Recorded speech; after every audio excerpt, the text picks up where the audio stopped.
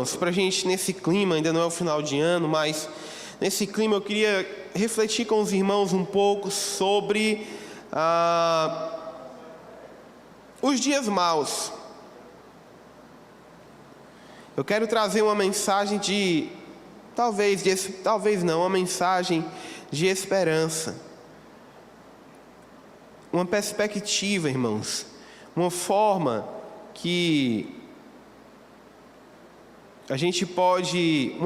de nós enxergarmos os dias maus, né? Uma forma de nós enxergarmos, não que nós estejamos em dias maus, mas a gente olha para o nosso país. Eu vou confessar uma coisa para os irmãos.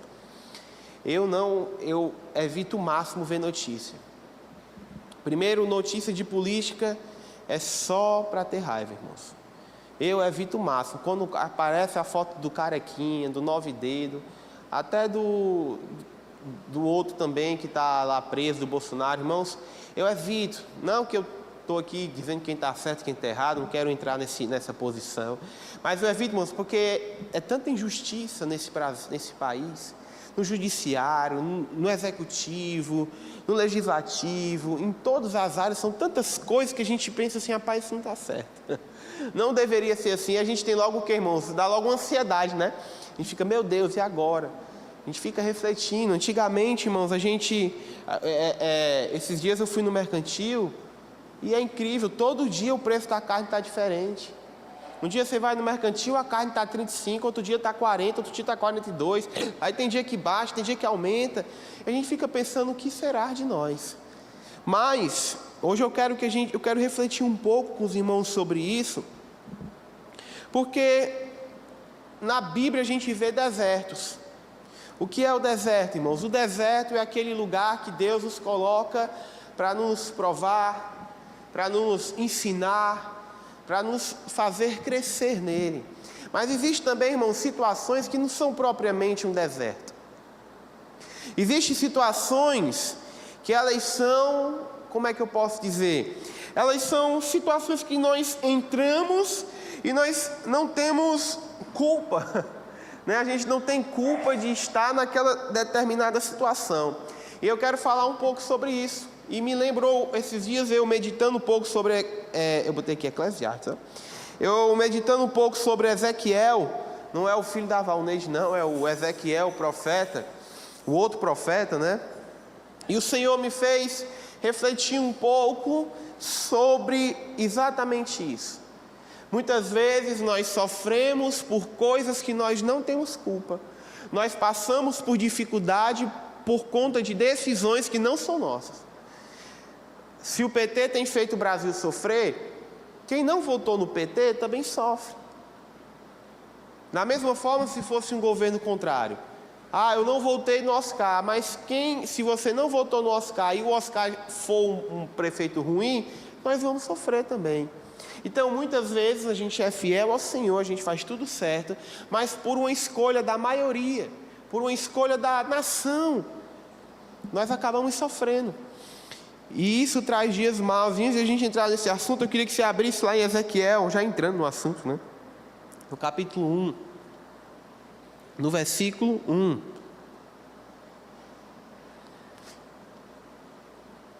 Antes de nós lermos, eu só queria contextualizar você de quem foi Ezequiel. Quem aqui já leu o livro de Ezequiel?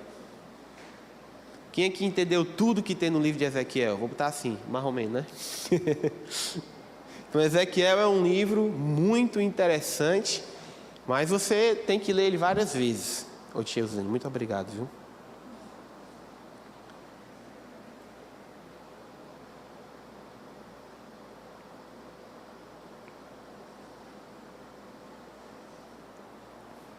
Então, o livro de Ezequiel é um livro que você tem que ler ele com certa constância, né? Constância, se ler mais de uma vez. Então, Ezequiel traz umas coisas bem profundas, ele teve uma experiência muito profunda com Deus. E Ezequiel, ele foi um profeta, ele era um sacerdote, ao qual Deus fez dele profeta. E ele viveu num período muito complicado da época, da história de Jerusalém. Ele foi contemporâneo, por exemplo, de Jeremias. E ele viveu no período do exílio. O que foi, irmãos, o exílio? O povo de Israel pecou. Quando nós lemos, por exemplo, o livro de Ezequiel, nós vemos que eles eram idólatras. A gente viu aí o prefeito de Sobral, que é construir, né, uma estátua da liberdade, né? Em Sobral. Naquela época existia altares idólatras. O Senhor mostra o pecado de idolatria acontecendo no próprio templo do Senhor. Então não era só um adorarzinho de imagens, não, irmãos, eles realmente se esqueceram de Deus. Eles adoravam todo tipo de Deus. O Senhor mostra para Ezequiel eles adorando uma determinada entidade, que eles choravam pela morte daquela entidade. Existiu, não sei se já era provavelmente nesse tempo também de Ezequiel, isso já acontecia, que era o deus Moloque, onde eram realizados sacrifício de crianças ao deus Moloque. Então, tudo isso iniciou-se com Salomão. Infelizmente, Salomão foi uma das principais pessoas a iniciar um nível de idolatria altíssimo na nação de Israel. Irmãos, se hoje a gente vê certas coisas acontecendo, irmãos, era muito pior naqueles dias. Era prostituição, por exemplo, existia templos onde as pessoas tinham relações sexuais ao ar livre, e era uma forma de cultuar. Irmãos, não mudou, só muda o nome do demônio, você sabia? Você quer ver o que é que existe hoje no mundo? Existe orgias, é a mesma coisa. Aí em Roma coloca o nome de um deus, na Grécia coloca o nome de outro deus, nos nossos dias colocam o nome de pornografia, e assim por diante, só muda o nome. Eles se juntavam, na época de Paulo, de João, e nessa época provavelmente existia coisas desse tipo, eles se juntavam e cultuavam ao deus Dionísio, que era o deus da bebida, chamado deus da alegria. E o que é que acontecia? Eles ficavam embriagados lá, dias e dias nas festas. Hoje não acontece não isso, irmãos, essas festas que acontecem por aí. O carnaval, 4 dias de prostituição e bebida. Carnabral. Vai ter o final do ano, não sei se vai ter alguma festa em Sobral, mas o aniversário de Sobral teve aí não sei quantos dias. Bebida, festa. Você vai escutar, tem uma academia que eu frequentava aqui em Sobral, que eu parei de frequentar, irmãos, que no som da academia, um dos motivos de eu sair de lá foi isso, o som da academia era só músicas obscenas. E eu até falava para minha esposa, eu disse, Milena, como que pode um lugar daquele, um bocado de gente super excitada, super imorais, com roupas indecentes, roupas acochadas, os peitos de fora, tudo de fora, e uma música imoral tocando, pessoas exaltando o seu corpo, como que não tem uma influência sexual naquilo? Então, é a mesma coisa, então esse povo estava dessa forma, e Deus olhou para eles e disse assim, olha, por causa do pecado de vocês irão ser, eu vou levantar Ciro,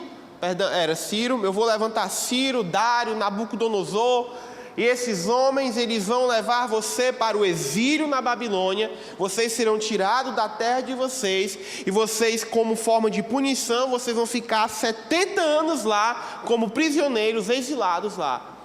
E mais do que isso, irmãos, a palavra de Deus nos mostra que além do exílio, Nabucodonosor, ele entrou lá em Jerusalém e ele lutou contra aquela nação, pessoas morreram, sangue foi derramado, coisas terríveis aconteceram, e tudo isso foi juízo de Deus por conta do pecado que eles cometeram. E em meio a todo esse contexto existia quem, irmãos? Ezequiel, um profeta do Senhor. Um homem que Deus levantou para falar para aquela nação o pecado que eles estavam cometendo. E eu queria que você lesse aqui comigo, que diz assim no versículo 1 do capítulo 1 de Ezequiel, que diz assim, no 30º ano, no 5º dia do 4º mês, estando entre os exilados, ou seja, Ezequiel, um homem de Deus, alguém que Deus falava com ele, estava lá com os exilados, junto ao rio Quebar, abriram-se os céus e eu tive visões de Deus. Foi no 5º ano do exílio do rei Joaquim, no 5º dia do 4º mês, a palavra do Senhor veio ao sacerdote Ezequiel, aqui ele ainda era sacerdote, filho de Buzi, junto ao rio Quedar, na terra dos caldeus. E ali a mão do Senhor esteve sobre ele. Até aqui, irmãos, por enquanto. Então, irmãos, eu quero encorajar você a chegar em casa e ler o livro de Ezequiel, pelo menos esse capítulo. É uma experiência maravilhosa ver o que Deus fez na vida de Ezequiel. Então Ezequiel, ele é um homem que, mais na frente ele fala, quando Deus o direciona algumas coisas, ele diz para Deus, eu nunca comi animais impuros, eu nunca toquei em coisas impuras. Então Ezequiel, ele foi um homem que foi fiel a Deus toda a sua vida. Provavelmente ele tinha aqui 31 anos. E ele foi fiel ao Senhor. Ele era casado, tinha sua esposa, provavelmente tinha filhos. Mas ele estava sofrendo por um erro que ele não cometeu. Ezequiel, se a gente olhar, a gente pode se comparar a ele, assim como a gente, ou talvez a maioria.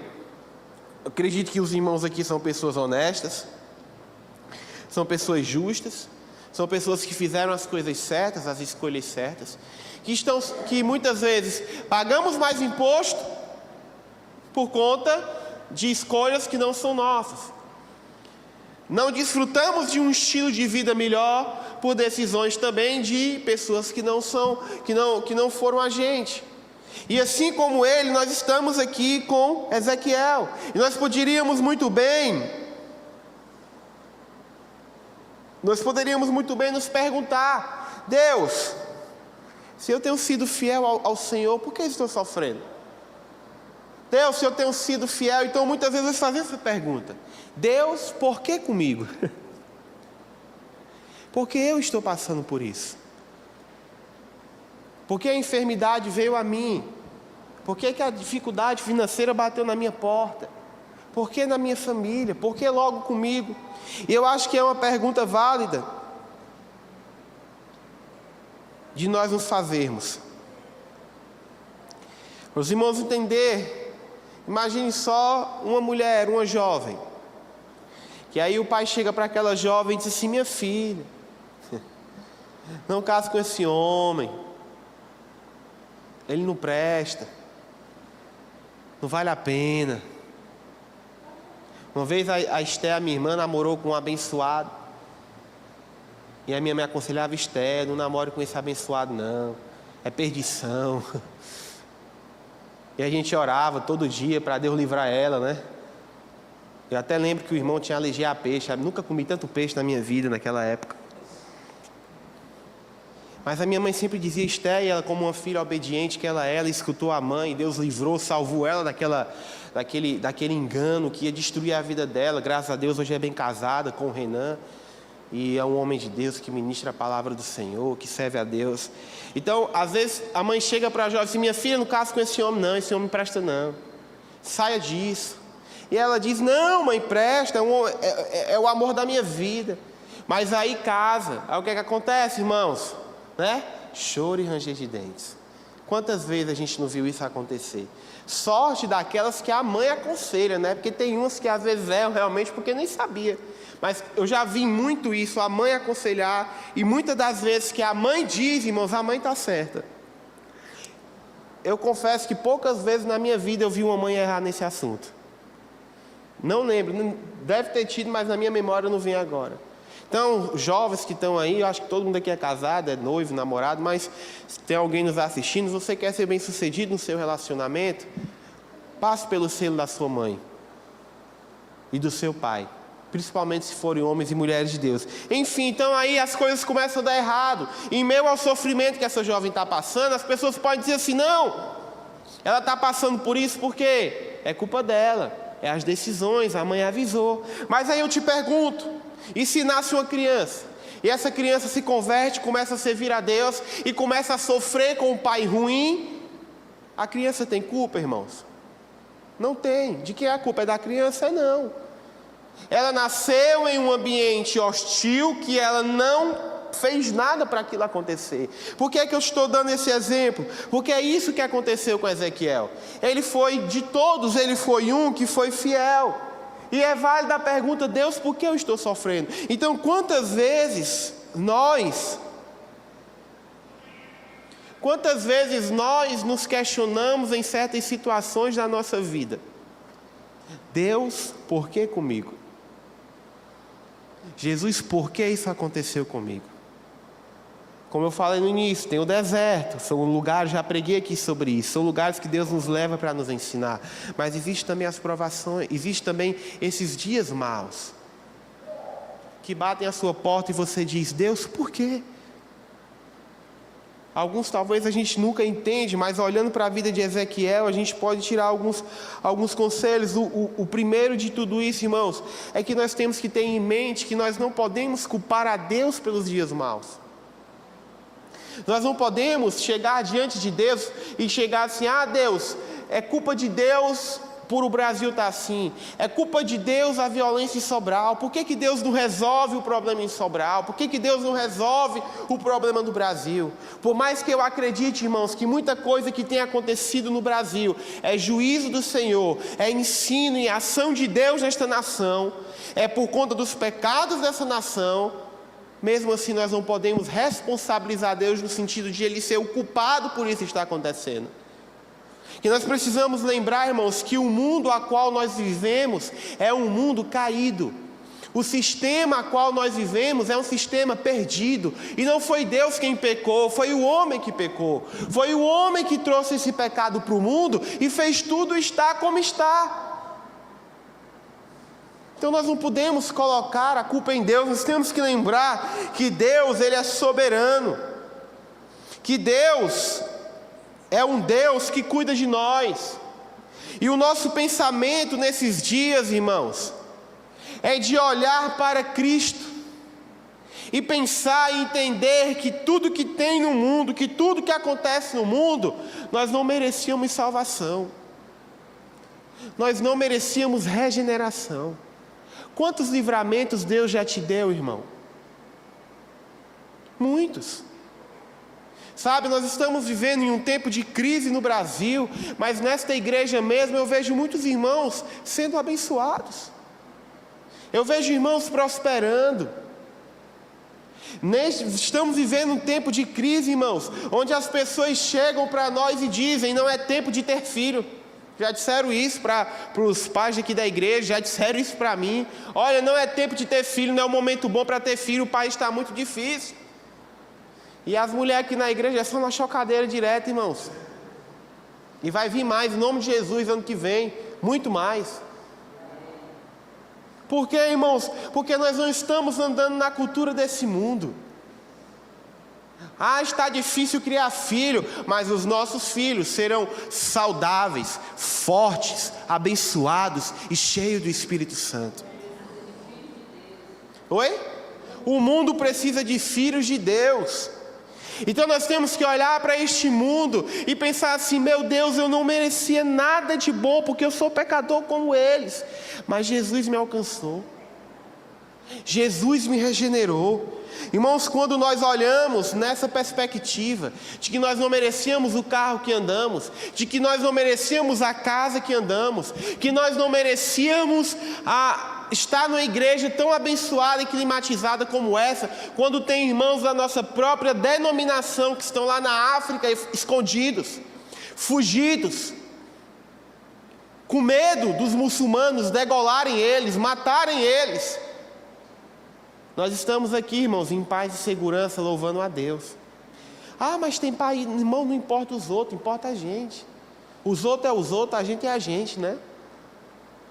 Então nós temos que olhar para Deus, nós temos sempre que olhar a Deus e ter motivos, irmãos, para agradecer. O principal presente de Deus em nossas vidas é a nossa salvação.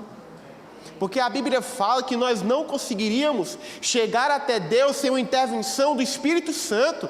Então, se hoje nós cremos em Deus, é porque o Espírito Santo tocou em nossos corações, tocou em nossas vidas e nos salvou, e nos regenerou, e nos transformou. Quem é que tem coragem de dobrar os joelhos e dizer assim: graças a Deus, Eu fui inteligente o suficiente e me converti. Eu não tenho coragem de dizer isso, irmão. Porque se dependesse de mim, irmãos, eu estava virando a perna no mundo aí, com certeza. Mas bom é o nosso Deus que nos salva. Então esse é o nosso maior presente. Eu não estou dizendo, irmãos, que a gente tem que ter uma vida, um pensamento de miséria. Por favor, me entendam. Mas nós temos que ser gratos. Parar de questionar demais, muitas vezes, o Senhor. Deus, por quê? E sermos gratos. Nos alegrarmos em Deus. Todos os dias, quando eu estou indo para a minha casa, eu digo, oh Deus, obrigado. Obrigado pela minha casa, obrigado pelo meu carro, obrigado pela minha esposa, obrigado pela minha igreja, obrigado pela família que eu nasci. Nós temos que sempre, irmãos, ser gratos. Então, nesses dias maus, uma coisa que o profeta Ezequiel nos ensinou também, irmãos, é que nós não devemos ser uma vítima. Nós não devemos estar, irmãos, como é que é o nome? Vitimando, é? Se vitimizando, amém. Ninguém faz nada só, né? A congregação prega junto. Então uma coisa, irmãos, nós não podemos estar é nos vitimizando. Ah, eu sou um coitadinho. Oh meu Deus, ninguém me ajuda. Ninguém me quer. Tem pessoas, irmãos, que a gente tem que estar adulando. Não sei como é que os irmãos mais experientes falam, mas pelo menos até na minha geração chama de biscoiteiro, né? O que é o biscoiteiro? Que fica biscoitando. Sabe aquela meninazinha, eu sou feia, ninguém me ama, tu não me ama. Aí o cara, não, eu te amo, você é linda, você é maravilhosa. O biscoito, né? Fica jogando o biscoito. Gente, o profeta, ele não, aqui o que Ezequiel nos ensina é que ele não se vitimizou em meus dias maus. Ai, por que você não prospera na vida? Ai, não, é muito difícil. Ah, por que a tua vida está desse jeito? Ah, pastor, é muito difícil arranjar emprego. Não tem emprego não, para mim não, já estou velho, não aguento não. Ah, por que você fez isso com a sua esposa? Por que sua vida é assim? Por que seu casamento? Não, pastor, é minha mulher. Não, pastor, é os meus filhos. Não, pastor, é o meu chefe. Não, pastor, é o meu emprego. Não, pastor, é o fulano, é o cicrano. Irmãos, não se vitimize. Eu lembro que quando eu sempre já contei isso outras vezes, quando eu comecei a trabalhar de carteira assinada, aí eu chegar a dura vida do CLT, né? Saía de casa às 7 horas da manhã, chegava às 7 horas da noite. Aí às vezes eu ia na casa do meu pai, e aí meu filho, como é que você está? Eu disse, pai, cansado, apertado, o dinheiro está pouco. Um dia meu pai falou assim, meu filho, pare de dizer que o dinheiro está pouco, pare com isso. Mas pare, agradeça. Eu te tomei aquilo como exemplo na minha vida. Graças a Deus porque tem o pão, no Pai Nosso está lá. Pão nosso de cada dia nos dai hoje. Então é um motivo, irmãos, de nós estarmos gratos. Então o profeta, que ele não se vitimizou. Sabe por quê, irmãos, que o profeta não se vitimizou? Porque ele entendeu que naqueles dias maus ele era um instrumento do Senhor. Abra sua Bíblia, passe algumas páginas e vá para Ezequiel capítulo 12. Vamos ler um pouco. Olha o que o Senhor Deus diz para Ezequiel. Isso aqui é um único episódio de vários, é um episódio de outros vários que acontecem, onde Jesus leva o profeta Ezequiel a encarnar a mensagem, para que as pessoas entendessem a mensagem. Quem aqui já leu o livro de Oséias? Né, que o Senhor leva ele a casar com uma mulher, com uma mulher da vida. Para quê? Para que ele sentisse a dor da traição e expressasse para as pessoas o sentimento e a dor de ser traído, para que a nação de Israel entendesse, para que a pregação do profeta Oséias tivesse o teor de um homem traído. Então aqui, o Senhor, vários momentos, o Senhor fez Ezequiel de simbolizar, fez Ezequiel viver algo que pudesse expressar aquilo que Deus estava sentindo. Então aqui ele vai contar: veio a minha palavra do Senhor, filho do homem. Chiado, repreendi, em nome de Jesus. Ô filho do homem, você vive no meio de uma nação rebelde. Que esse chiado pare, em nome de Jesus, para o meu juízo ficar bem, porque, irmãos, vai lá na minha alma. E diz assim: eles têm olhos para ver, mas não veem, e ouvidos para ouvir, mas não ouvem, pois são uma nação rebelde. Portanto, filho do homem, arrume a sua bagagem para o exílio, e durante o dia, à vista de todos, parta e vá para outro lugar. Talvez eles compreendam, embora seja uma nação rebelde.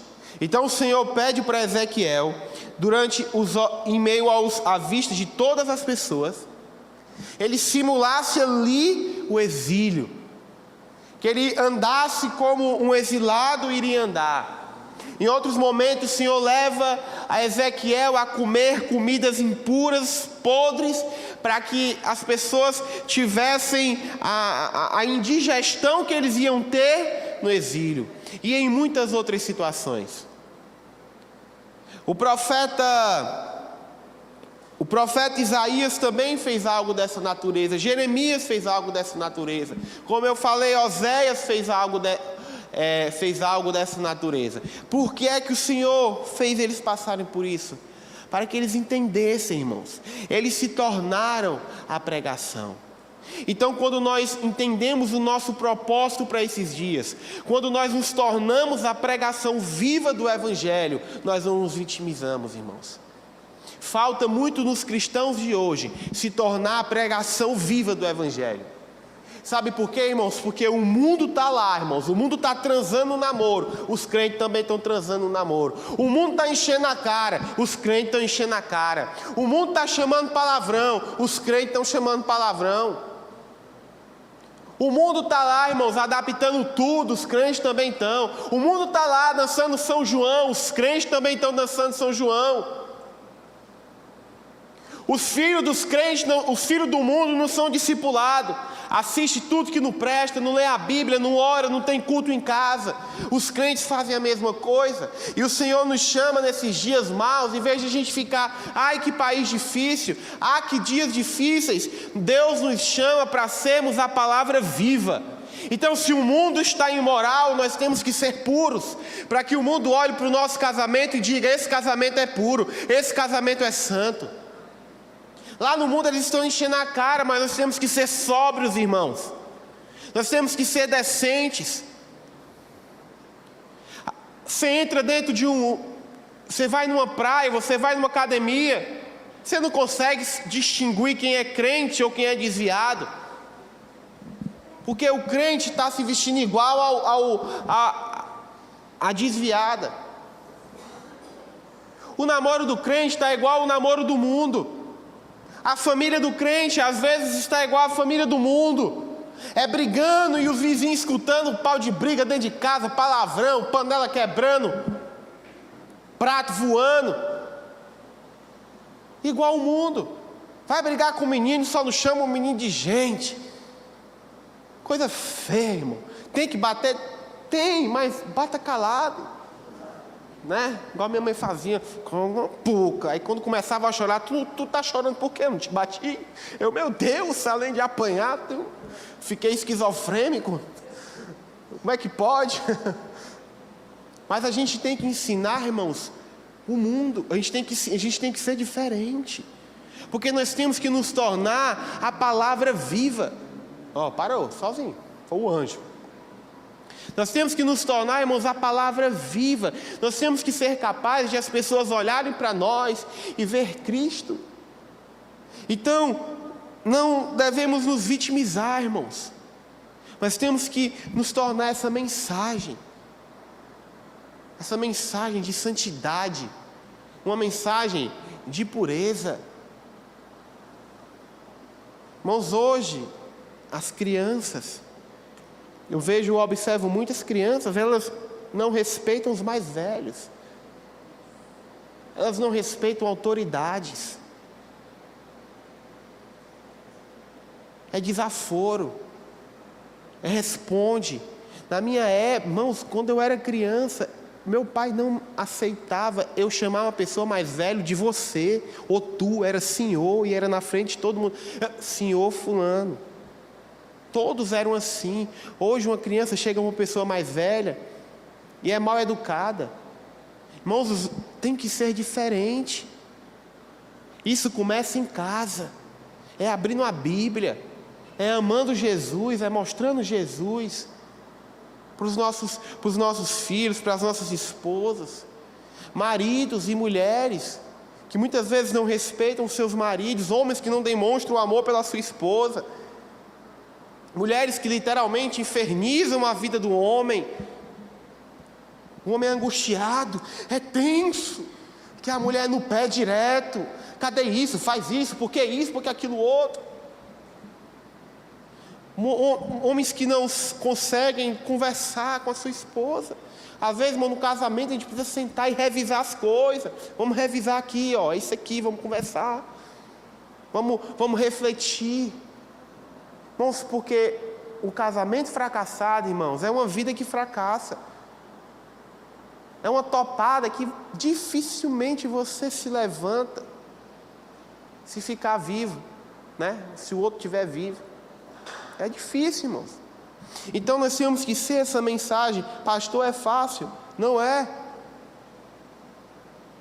Não permita, meus irmãos, que os dias maus parem você.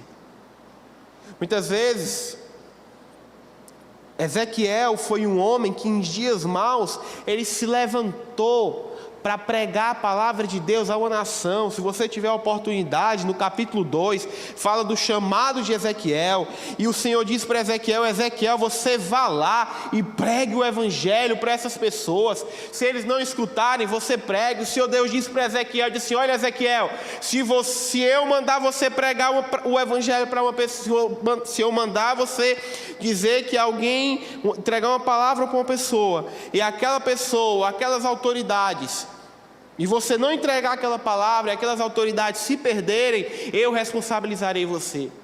Mas se você pregar e elas não se perderem, você não será responsabilizado. Então, irmãos, quando nós subimos para pregar a palavra de Deus, quando nós falamos de Jesus para uma pessoa, não é só sobre a pessoa se converter, mas é sobre nós cumprirmos uma demanda do Senhor. Quando nós subimos, quando eu subo para pregar a palavra de Deus, isso não é somente eu, pastor, levita, nós temos uma palavra a ser entregada, nós temos uma mensagem do Senhor para ser entregue. E quando nós não fazemos isso na autoridade do Senhor, nós somos responsabilizados por isso. Por isso, irmãos, que nesses dias, não permita que os dias maus parem você. Ah, pastor, eu não vou tentar esse concurso não. Por quê, meu irmão? Porque está muito difícil. Porque é corrupto demais. Ah, eu não vou abrir uma empresa não, porque é muito imposto. Ah, eu não vou casar não, por quê? Porque é muito difícil casar, é muito gasto, é muita traição. Ah, eu não vou ter filho não, por quê, irmão, que você não vai ter filho? Porque os dias são muito maus. Não deixe os dias maus pararem você, meu irmão. Levante a cabeça. Nunca foi fácil.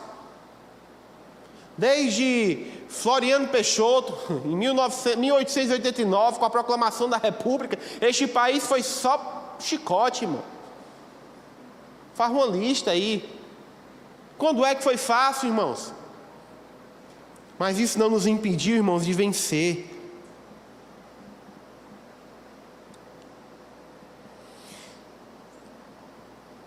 Existia um homem chamado William Seymour. Ele era negro, escravo, eu acho, liberto, lá nos Estados Unidos, em 1906. Existia uma reunião de oração e não deixavam William Seymour entrar na reunião de oração, porque ele era negro. Em meio à reunião de oração, irmãos, ele ficava na porta, olhando a reunião. Em meio nessa reunião de oração, ele foi batizado com o Espírito Santo de Deus do lado de fora da reunião de oração. E ele foi um dos maiores líderes do avivamento da Rua Azusa, onde várias igrejas surgiram. Imagine se ele tivesse ido para a reunião de oração. Eu não estou dizendo que os irmãos estavam certos, não estavam errados. Ai, que abuso, vou desistir de Jesus, só racista. Não, ele ficou lá ouvindo a palavra de Deus e o Senhor, e ele foi cheio do Espírito Santo. E o avivamento da Rua Azusa foi um dos avivamentos que a igreja mais experimentou o mover sobrenatural de Deus. John Wesley não era aceito para pregar nas igrejas. Você sabia disso? Não deixavam John Wesley pregar nas igrejas. Nem ele, nem George Whitefield, dois contemporâneos. Eles foram para as ruas, eles foram lá lá na Inglaterra existia as fábricas. E os operários moravam perto dessas fábricas, lugares sujos, lugares insalubres. Eles colocavam caixotes no chão, subiam e pregavam o evangelho de Deus para operários da fábrica. Porque muitas vezes a igreja era para as elites. Eu esqueci o nome dele agora, mas existia um deputado na Inglaterra também, em que ele passou toda a sua vida lutando para que o tráfico negreiro, um dos maiores comércios mundiais, acabassem. Toda a sua vida, e no final da sua vida foi aprovado a proibição do tráfico negreiro. Lutero, irmãos, chegou diante da igreja lá, colocou as teses e ele foi diante do Papa. E ele disse: olha, eu quero reformar a igreja, eu não quero. Lutero não queria fundar, irmãos, uma nova religião, ele queria reformar a igreja. Por isso que nós somos conhecidos como reformados. Mas o Papa tentou, disse: não mate ele. O Papa disse para ele: olha, queime, negue tudo o que você disse e concorde com a doutrina da Igreja Católica. Ele disse: se você me provar na Bíblia eu concordo, caso contrário eu não posso abrir mão da verdade. Quiseram matar ele, ele fugiu. Quando ele fugiu, ele foi abrigado por nobres, príncipes, lordes daquela época, e durante o tempo que ele ficou escondido, fugindo da igreja, ele traduziu a Bíblia inteira do latim para o alemão. Por quê? Porque naquela época, irmãos, as pessoas não tinham acesso à Bíblia. As pessoas não tinham acesso à Bíblia, só o Papa poderia ler a Bíblia, e ele dizia para as pessoas como eles deveriam interpretar a Bíblia. E a reforma protestante traz esse diferencial, que nós temos que ler a palavra de Deus e sermos capazes de julgar o que está sendo pregado. Da mesma forma, irmão, José foi preso, mas se tornou governador do Egito. O Senhor Jesus Cristo realizou milagres e curas que ninguém podia imaginar. E mesmo assim, irmãos, ele morreu uma morte de cruz, uma morte dolorosa, uma morte humilhante, mas ressuscitou e foi entronizado, e um dia voltará. É o nosso Rei, Senhor e Salvador Jesus Cristo. Então, meu amado, não deixe os dias maus parar você. Seja uma resposta nessa geração. Acredite na sua família, acredite no seu sucesso, acredite na sua formação, acredite no seu emprego, acredite na sua empresa. Seja uma voz de Deus nessa cidade. Nós estamos precisando disso, amados. Nós estamos precisando de uma resposta lá. Ezequiel foi uma resposta, Isaías foi uma resposta, Elias foi uma resposta, Jeremias foi uma resposta. Nós precisamos ser uma resposta. Eu conheci um jovem que ele disse para mim, pastor Pedro, eu não era pastor ainda, ele disse: Pedro, a gente era jovem, eu tenho vontade de ser pastor, mas meu pai sofreu tanto como pastor, que a minha mãe disse que não quer de forma alguma aquilo para a minha vida.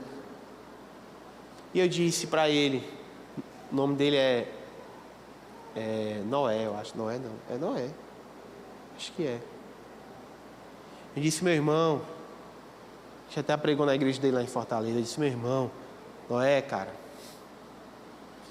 se Deus te chamou, vai, mano. Eu nem lembro o que eu disse para ele, só sei que ele disse que a partir daquela conversa ele tomou uma decisão que não ia ter mais medo. Sabe, irmãos, nós não podemos deixar os dias maus nos parar. Pastor, mas meu casamento não deu certo. Tá, mas Deus tem coisa nova. Ah, mas o meu filho, mas Deus, ah, mas aquele emprego, ah, mas porque... Irmãos, vamos levantar nossa cabeça, irmãos. Vamos entender quem somos. Nós precisamos entender quem somos, nós precisamos entender para o que o Senhor nos chamou, nós precisamos deixar de ser coitadinhos. Nós não podemos entrar nos cantos como coitadinhos, como o bichinho, não sei o que, eu não sei de nada, eu não posso nada. Nós temos que não confiar em nós, mas nós temos que confiar na autoridade que o Senhor Jesus Cristo colocou em nossas vidas. Eu fui certa vez,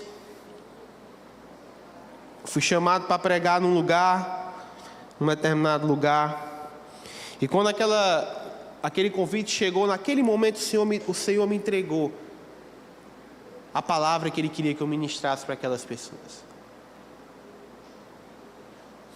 E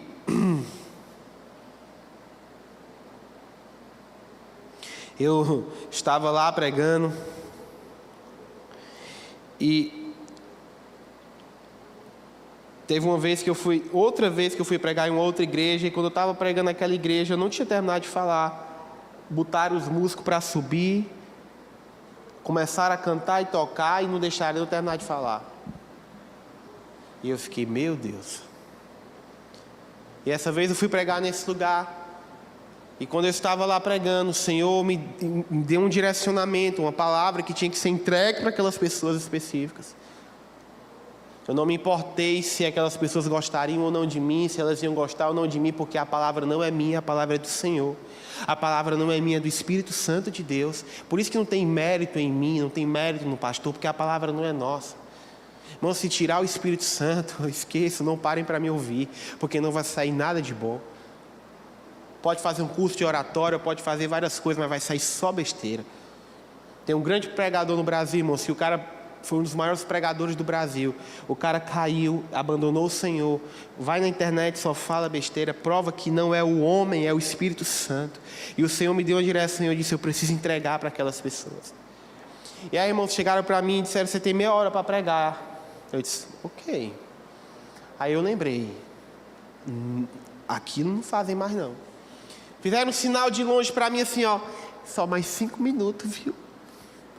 Eu disse assim, veio na minha mente, só vamos tirar daqui se me tirar o microfone da minha mão, e vai ser na base da peia, porque eu não solto não. Eu disse, minha irmã, você está pedindo para eu terminar, mas eu não vou terminar.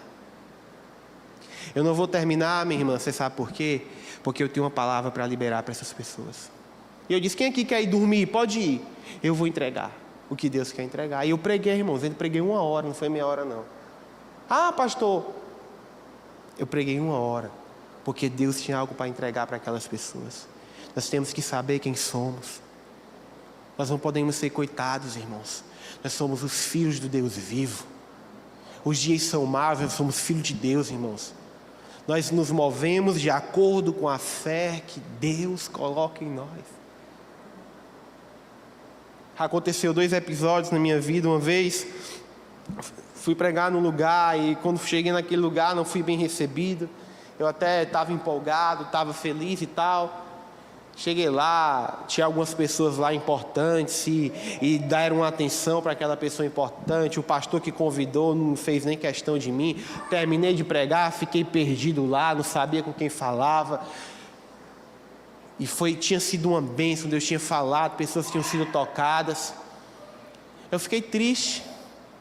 Eu disse, meu Deus, quanto falta de respeito, sacrifício que eu fiz para estar aqui. E eu fiquei com aquilo, eu fui orar ao Senhor, e Deus falou no meu coração que eu não era nem digno, irmãos. Eu não era nem digno de ficar triste por ter sido mal recebido. Porque aquilo o Senhor Jesus Cristo passou também. Está lá em Lucas capítulo 7, no versículo 44, o Senhor Jesus chega lá para os fariseus, acontece algumas coisas, aquela mulher chega, derrama um perfume nos pés de Cristo, enxuga com os cabelos, e eles questionam aquela mulher, e Jesus diz assim, olha, vocês chegaram aqui, vocês nem lavaram os meus pés. Sabe por que é que Jesus falou isso, irmãos? Porque as ruas eram sujas, e uma forma de você ser receptivo quando alguém entrava na sua casa era lavar os pés daquelas pessoas. Era como se eles estivessem dizendo assim: ó, pode entrar, está aqui, eu estou lhe recebendo de bom grado. Então receberam Jesus com um desleixo, como se fosse qualquer um. E o Senhor falou ao meu coração: eu também passei por isso, meu filho, desde de ser besta, levante a cabeça. Outra vez, a gente teve um momento que a gente orou por uma pessoa, aquela pessoa teve um momento de possessão, e depois aquela pessoa foi dizer que eu mesmo havia invocado entidades, e eu tirei as entidades que eu invoquei. E eu disse: minha irmã, eu não sou digno disso não, porque disseram a mesma coisa de Jesus, eu não sou digno disso. Sabe, irmãos, é nesse tipo de coisas que eu penso que Paulo, ele falou, ele disse lá em Gálatas capítulo 6, 17, sem mais que ninguém me perturbe, pois trago no meu corpo as marcas de Cristo. Sabe, irmãos, muitas vezes nós passamos certas coisas, queremos desanimar, mas nós carregamos nas nossas mãos, no nosso corpo, as marcas de Cristo. Ah, você foi xingado por ser crente, Jesus também foi. A sua família te julgou por ser crente, Jesus também foi. Você teve que sofrer porque era crente, Jesus também sofreu. Você foi traído, Jesus também foi traído. Você foi envergonhado, Jesus também foi envergonhado. Então glória a Deus por isso, irmãos. Porque o Senhor é conosco, porque nós somos mensagens vivas, porque nós somos a palavra de Deus pregada para este mundo, porque nós somos a resposta para esse Sobral, porque nós somos a resposta para esse Brasil. Essa igreja, irmãos, ela pode ser a resposta para esse Brasil, a resposta para essa nação. Então nós temos que levantar a nossa cabeça e lembrar, irmãos, da força que nós temos em nós. Nós temos um Deus vivo, um Deus todo-poderoso, que zela por nós. O nosso problema, irmãos, é porque muitas vezes não oramos, porque nós não levamos as coisas em oração. Como tem uma música que eu gosto muito: quão bondoso amigo é Cristo. Aí tem umas partes da música assim, ó: falta um coração ferido em oração. Um coração ferido em oração, irmãos.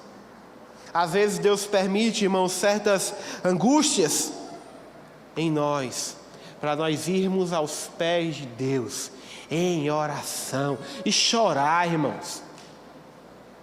E chorar diante de Deus, e apresentar diante de Deus: olha o que eu estou passando, Jesus, olha isso que está acontecendo, olha a minha situação, me resgata, Senhor, vem ser comigo, Jesus. Quantas vezes, mas eu já perdi a conta de ter algo acontecendo, e eu vou lá diante de Deus, e esses dias mesmo eu vou diante de Deus: Deus, eu preciso da tua ajuda nessa situação. Senhor, eu preciso que você me socorra, eu preciso que o Senhor seja comigo. Eu e a minha esposa, quem não viu, né? A menina lá colocou na internet, Deus nos abençoou com a nossa casa. Mas, irmãos, durante todo o processo da casa, quantos desafios foram?